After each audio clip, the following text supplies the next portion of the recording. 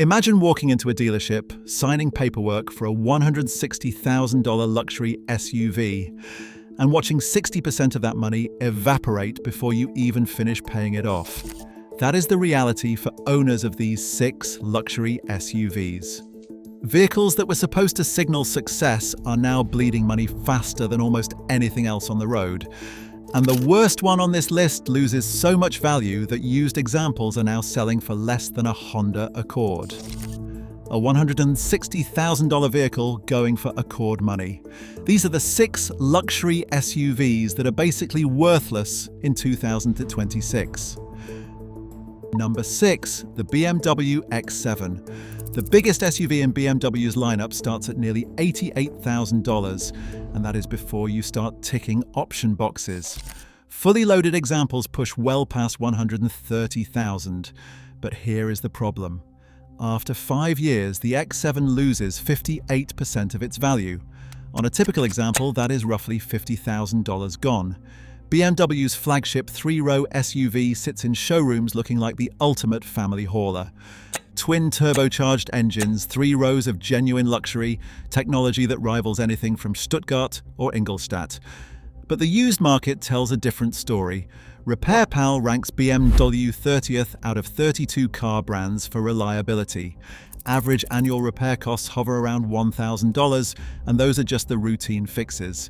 Every time that iDrive system throws a warning light, buyers know they are looking at 4-figure repair bills.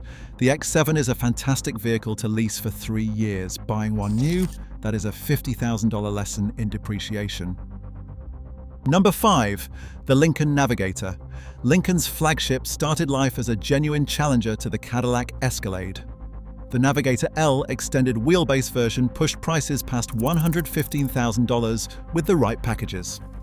5 years later, owners are staring at depreciation of 59%. That translates to $62,000 in lost value. What went wrong? Lincoln has a fleet sales problem. Too many Navigators ended up in rental fleets and corporate car services, and the used market does not pay premium prices for vehicles that spent their first years shuttling business travelers to airports. Then there is the EcoBoost V6. On paper, it makes perfect sense. Twin turbos, plenty of power, and better fuel economy than a big V8. But used car shoppers in this segment want a V8. They want the sound, the feel, the bragging rights. An EcoBoost badge on a $100,000 SUV just does not carry the same weight. Number 4, the Mercedes-Benz GLS. The GLS is supposed to be the S-Class of SUVs. 3 rows of absolute opulence, starting at over $90,000, with AMG versions pushing past $170,000. After 5 years, expect around 52% depreciation. Not the worst on this list, but this is where it gets expensive. Mercedes-Benz ranks 27th out of 32 brands for reliability. The GLS specifically has higher than average maintenance costs and repair severity. Air suspension components, complex electronics, and intricate infotainment systems all cost serious money when something goes wrong. One owner on a Range Rover forum joked that German luxury SUVs are not depreciating assets, they are subscription services with wheels. Between the initial depreciation and ongoing maintenance, a GLS will cost you over $150,000 across 5 years of ownership. That is before fuel, insurance, or financing costs. If you have been enjoying this breakdown, hit subscribe. I cover automotive deep dives like this every week. Now let us get to the truly brutal depreciation stories. Number 3, the Infiniti QX80. This vehicle loses 45% of its value in the first year alone. Not 5 years, 1 year. You drive it off the lot and nearly half your money vanishes. The QX80 starts around $80,000. After 5 years, expect 65% depreciation. The resale value drops to roughly $29,000. That is Nissan Altima territory for a full-size luxury SUV. What destroyed the QX80's resale value? Start with the fuel economy. At 13 miles per gallon in the city, this is one of the thirstiest vehicles you can buy. Used car shoppers calculate long-term fuel costs, and the QX80 fails that math every time. Then there is the technology. While competitors updated their cabins with massive screens and cutting-edge driver assistance features, the QX80 sat largely unchanged for years. The platform felt dated when it was new. Now it feels ancient. And Infiniti itself has a brand recognition problem. Ask 10 people on the street what Infiniti is, and half of them will not know it is Nissan's luxury division. That lack of prestige translates directly to weaker resale demand. The irony is the QX80 actually has above-average reliability. RepairPal ranks it first out of 19 full-size luxury SUVs for dependability, but reliability cannot overcome outdated styling, terrible fuel economy, and a brand that nobody remembers. Number 2. The Land Rover Range Rover. This is the one that hurts the most. The Range Rover is automotive royalty. Celebrities, executives, and royalty itself have made this the definitive luxury SUV for decades. But that prestige comes at a devastating cost. Starting prices now exceed $110,000. Higher spec versions push past $200,000. After 5 years, expect 63% depreciation. On a loaded Range Rover, that is over $100,000 in lost value. Why does the Range Rover bleed money so badly? Reliability is a disaster. RepairPal ranks Land Rover 31st out of 32 car brands. Only one manufacturer scored worse. Average annual repair costs hit $1,200, with above-average repair frequency and severity. The forums are full of horror stories: transmission replacements on vehicles with under 5,000 miles, air suspension failures, electronic gremlins that make the infotainment system randomly reset. One owner on a Range Rover community mentioned getting a new transmission on a 2024 model before the first oil change.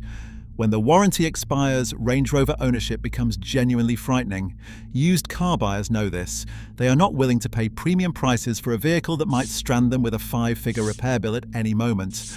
Buy a Range Rover if you love the design, the capability, and the status. Just understand you are essentially leasing it, regardless of how you finance the purchase. Number 1. The Maserati Levante. The Maserati Levante loses 74% of its value in 5 years. That ranks it 216 out of 217 vehicles for resale value. Only one vehicle depreciates worse. We are talking about a vehicle that starts around $163,000, being worth approximately $42,000 5 years later. That is $120,000 in depreciation. A woman on social media recently went viral after trying to trade in her 2022 Levante. She bought it new for $130,000. Just a few years later, dealers were offering her $20,000. She was $20,000 upside down on her loan, still owing $41,000 on a car worth half that. The car had lost over $100,000 in value. What makes the Levante such a financial catastrophe? Start with the brand. Maserati builds gorgeous Italian-designed vehicles, but gorgeous does not mean reliable. The Levante's interior felt cheap compared to similarly priced German competitors. The infotainment system was already dated when the vehicle launched, and the ride quality never quite matched the premium price tag. Then there is maintenance. Insurance costs average over $6,000 annually. The 18 miles per gallon fuel economy means roughly $2,500 per year just in gas. The final nail in the coffin, Maserati discontinued the Levante. When a manufacturer walks away from a model, parts availability becomes questionable, service expertise disappears from dealerships, and resale values crater. Want a silver lining? Used Levantes are actually decent values now. The depreciation has already happened. A 3-year-old example costs 30% of its original price, with over 80% of its useful life remaining. Just do not buy one new ever. If you love these vehicles, consider leasing. Let someone else absorb the depreciation, then walk away at the end of the term. If you want to own one, buy used. Wait 2 or 3 years, let the original owner take the massive first-year hit, and pick up a gently used example for half the original price. And if someone tells you a luxury SUV is an investment, show them this video. If you found this helpful, subscribe for more automotive deep dives like this one.